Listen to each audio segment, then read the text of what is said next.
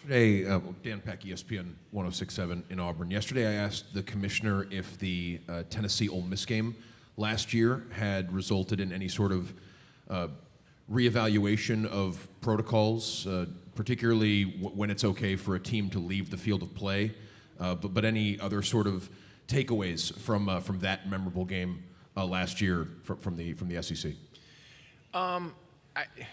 Takeaways are it's a reminder to our officials that we're there to get a game completed, right? Well, obviously, we had a long suspension of play in that game for the correct reasons. I mean, we needed to suspend the game.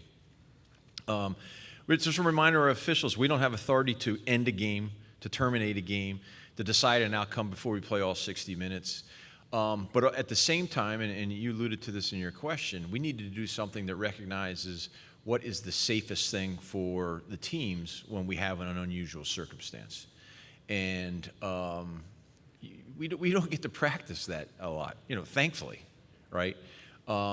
Weather delays sometimes create the same situation, but for different reasons. So those are the two main takeaways, that if there's a safety issue, we need to get the teams to a safe part of the field, or maybe off the field. We had a similar situation, not as protracted, but we had a situation that was not unlike what happened in Knoxville that night at the Vanderbilt at Colorado Springs game earlier in the season. And the second takeaway is that, and this applies to weather delays as well. As officials, we need to work with the teams, work around, manage the issue. A lot of times when you're coming back from those kinds of delays, there's a lot of concern on the coaching staff of making sure you give appropriate warm-up periods.